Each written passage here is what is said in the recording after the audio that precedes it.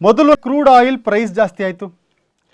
Crude oil price ಜಾಸ್ತಿ ಆಯಿತು ಅಂದ್ರೇನು, ನಾವು ಯಾವುದೋ ಒಂದು 2 ವೀಲರ್ ಇದೆ ನನ್ನ ಹತ್ರ, ನಾನೊಂದು ಪೆಟ್ರೋಲ್ ಹಾಕ್ಸ್ತಿದ್ದೀನಿ, ದಿನಕ್ಕೆ ಒಂದು 2 ಲೀಟ್ರ್ ಪೆಟ್ರೋಲ್ ಖರ್ಚು ಮಾಡ್ತೀನಿ ಅಂತ ಇಟ್ಕೊಳ್ಳಿ.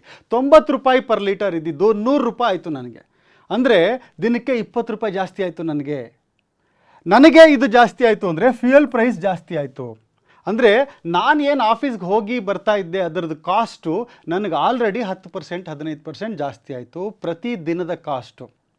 ನಾನು ಬಂದು ಆಫೀಸ್ಗೆ ಹೋಗಿ ವಾಪಸ್ ಬರೋದಕ್ಕೆ ನನಗೆ ಪ್ರೈಸ್ ಜಾಸ್ತಿ ಆಯಿತು ಅಂದರೆ ಇಮ್ಯಾಜಿನ್ ಮಾಡಿ ಟ್ರಾನ್ಸ್ಪೋರ್ಟೇಷನ್ ಕಾಸ್ಟ್. ನಾವು ಏನೇನು ತರಕಾರಿಗಳಿರಬಹುದು, ಯಾವುದೇ ವಸ್ತುಗಳು ತೊಗೊಂಡ್ರು ಅದು ಬೇರೆ ಎಲ್ಲಿಂದನೋ ಬರಬೇಕು. ನಾವಿರುವಂತಹ ನಾವು ಯಾವ ಶಾಪಲ್ಲಿ ತೊಗೊಳ್ತೀವಿ ಆ ಶಾಪ್ಗೆ ಅದು ಬರಬೇಕು ಅಂದರೆ ಅದಕ್ಕೆ ಮ್ಯಾನುಫ್ಯಾಕ್ಚರಿಂಗ್ ಕಾಸ್ಟ್ ಇರುತ್ತೆ, ಜೊತೆಗೆ ಟ್ರಾನ್ಸ್ಪೋರ್ಟೇಷನ್ ಕಾಸ್ಟ್ ಇರುತ್ತೆ.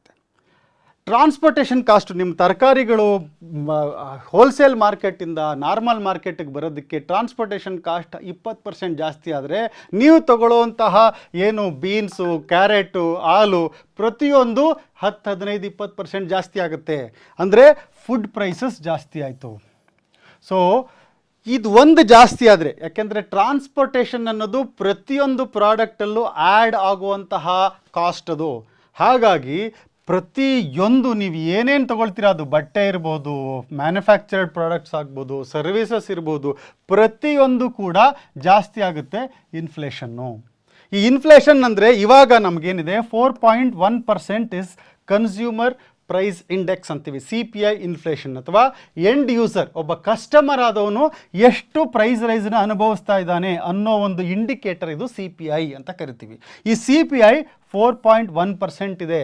ಇದೇ ತರಹ ಯುದ್ಧ ನಡೀತಾನೆ ಇದ್ದರೆ, ಆ ಸ್ಟ್ರೈಟ್ ಆಫ್ ಹಾರ್ಮೋಸ್ ಬ್ಲಾಕ್ ಆಗ್ತಾನೆ ಇದ್ದರೆ ನಮ್ಮದು ಏನು ಈ ಇನ್ಫ್ಲೇಷನ್ ಇದೆ 4.1%, ಇದು 6%ಗೆ ಜಾಸ್ತಿ ಆಗ್ಬೋದು. ಸೊ ಇದು ಮೇನ್ ಎಫೆಕ್ಟು, ಡಾಮಿನೋ ಎಫೆಕ್ಟ್ ಅಂತ ಹೇಳಿದೆ ನಾನು.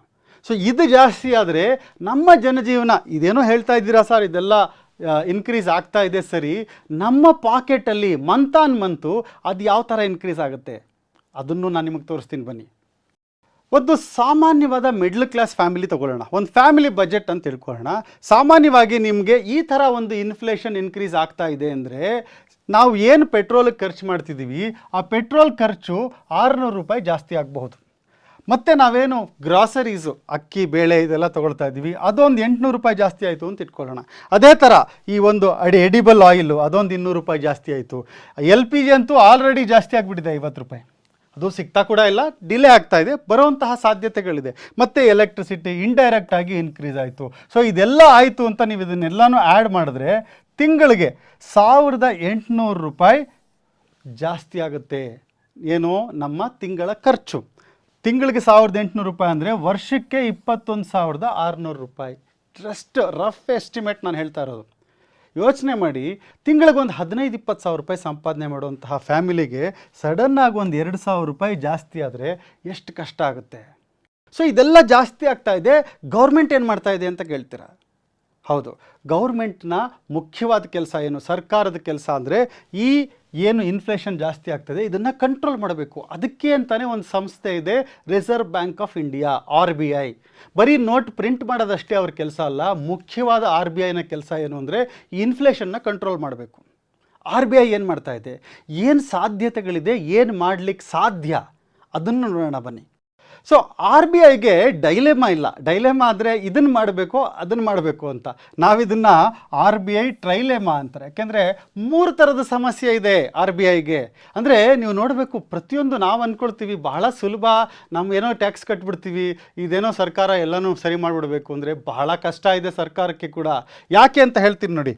ಮೊದಲನೇದಾಗಿ ಈಗ ಈ ರೇಟ್ಸ್ನ ರೈಸ್ ಮಾಡಿದ್ರೆ, ಈಗ ಆ್ಯಕ್ಚುಲಿ ಈಗ ಬಹಳ ಲಾಸ್ಟ್ 2 ಬಾರಿ ಮಾನಿಟ್ರಿ ಪಾಲಿಸೀಸ್ಗಳು ಬಂದಾಗಲೂ ಕೂಡ ರೇಟ್ ಕಟ್ ಮಾಡಿದ್ರು. ಅಂದರೆ ಇನ್ಫ್ಲೇಷನ್ ಕಡಿಮೆ ಇತ್ತು ನಮ್ಮದು, ಹಾಗಾಗಿ ಈ ರೇಟ್ ಕಟ್ ಮಾಡಿದಷ್ಟು ಗ್ರೋತ್ ಜಾಸ್ತಿ ಆಗುತ್ತೆ. ನಾವು ಆಲ್ರೆಡಿ ನೋಡ್ತಾ ಇದ್ದೀವಿ, GDP ಇನ್ಕ್ರೀಸ್ ಆಗ್ತಾ ಇದೆ. ಈ ವರ್ಷ 7% ಹೆಚ್ಚು GDP ಆಗುವಂಥದ್ದು ಅಂದರೆ ಗ್ರಾಸ್ ಡೊಮೆಸ್ಟಿಕ್ ಪ್ರಾಡಕ್ಟ್, ಅಂದರೆ ದೇಶದ ಆರ್ಥಿಕ ಪರಿಸ್ಥಿತಿ ಚೆನ್ನಾಗಿದೆ ನಮ್ಮದು, ಅದು ಬೆಳೀತಾ ಇದೆ ಕೂಡ.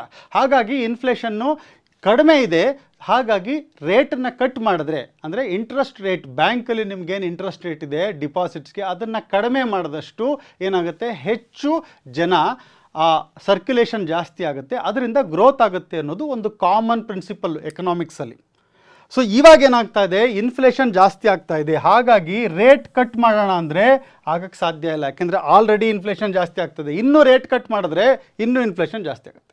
ಬೇಡ, ರೇಟನ್ನು ರೈಸ್ ಮಾಡೋಣ, ಕಟ್ ಮಾಡೋದು ಬೇಡ, ರೇಟನ್ನು ಜಾಸ್ತಿ ಮಾಡೋಣ ಅಂದರೆ ನಿಮ್ಮ ಏನು EMI ಇದೆ, ಲೋನ್ ರೇಟ್ಸ್ಗಳು ಅದೆಲ್ಲ ಜಾಸ್ತಿ ಆಗುತ್ತೆ. ಸೊ ಇದು ಮಾಡಿದ್ರೂ ತೊಂದರೆ. ಸೊ EMI ಜಾಸ್ತಿ ಆಗುತ್ತೆ, ಇದನ್ನು ಮಾಡೋಕ್ಕಾಗಲ್ಲ. ರೇಟ್ ಕಟ್ ಮಾಡೋಣ ಅಂದರೆ ಇನ್ಫ್ಲೇಷನ್ ಆಲ್ರೆಡಿ ಜಾಸ್ತಿ ಆಗ್ತಾ ಇದೆ. ನಾನು ಹೇಳಿದೆ ಚೈನ್ ಆಫ್ ರಿಯಾಕ್ಷನ್ಸ್ ಆಗ್ತಾ ಇದೆ ಅಂತ. ಆಯಿಲ್ ಪ್ರೈಸ್ ಜಾಸ್ತಿ ಆಗ್ತಾ ಇದೆ, ರುಪಿ ಪ್ರೈಸ್ ಬೀಳ್ತಾ ಇದೆ ಎಗೇನ್ಸ್ಟ್ ಡಾಲರ್, ಹಾಗಾಗಿ ಆಲ್ರೆಡಿ ಸಮಸ್ಯೆ ಇದೆ. ಸೊ ರೇಟ್ ಕಟ್ಟು ಮಾಡೋಕ್ಕಾಗಲ್ಲ, ಇನ್ಕ್ರೀಸು ಮಾಡೋಕ್ಕಾಗಲ್ಲ. ಮತ್ತೇನು ಮಾಡ್ಬೋದು, ಸುಮ್ಮನೆ ಇದ್ಬಿಡೋಣ, ಏನು ಮಾಡೋದು ಬೇಡ ಅಂದರೆ ಸುಮ್ಮನೆ ಇದ್ದರೆ ರುಪಿ ಫಾಲ್ ಆಗ್ತಾನೇ ಇದೆ. ಯಾಕೆಂದರೆ ನಮ್ಮಿಂದ ಆಗ್ತಾ ಇರಲ್ಲ, ಇದು ಹೊರಗಡೆಯಿಂದ ಆಗ್ತಾ ಇರೋದು. ಎಲ್ಲಿವರೆಗೆ ಸ್ಟ್ರೈಟ್ ಆಫ್ ಹಾರ್ಮೋಸ್ ಬ್ಲಾಕ್ ಆಗುತ್ತೆ ಅಲ್ಲಿವರೆಗೂ ಡಾಲರ್ ಆಯಿಲ್ ಪ್ರೈಸ್ ಜಾಸ್ತಿ ಆಗುತ್ತೆ, ಡಾಲರ್ ಎಗೇನೆಸ್ಟಲ್ಲಿ ರುಪಿ ಪ್ರೈಸ್ ಕೂಡ ಬೀಳ್ತಾ ಹೋಗುತ್ತೆ. ನಮ್ಮದು 92 ರೂಪಾಯಿ ಇರೋದು 95, 100, 102 ರೂಪಾಯಿ ಆದರೆ ಇನ್ನೂ ಕಷ್ಟ ಆಗುತ್ತೆ. ಏನು ಮಾಡಬೇಕು? ಸೊ RBI ಆಲ್ರೆಡಿ ರಿಪೋ ರೇಟ್ನ 6.25% ಇಟ್ಟಿದೆ. ಸೊ ಫ್ಯೂಚರಲ್ಲಿ ನೀವು ಇದು ಕಂಟ್ರೋಲ್ ಆಗೋವರೆಗೂ ಮತ್ತೆ ರೇಟ್ ಕಟ್ಸ್ನ ಎಕ್ಸ್ಪೆಕ್ಟ್ ಮಾಡೋಕ್ಕೆ ಸಾಧ್ಯ ಇಲ್ಲ. ರೇಟ್ ಕಟ್ ಡಿಲೇ ಆಗೋ ಸಾಧ್ಯತೆಗಳೇ ಜಾಸ್ತಿ ಇದೆ.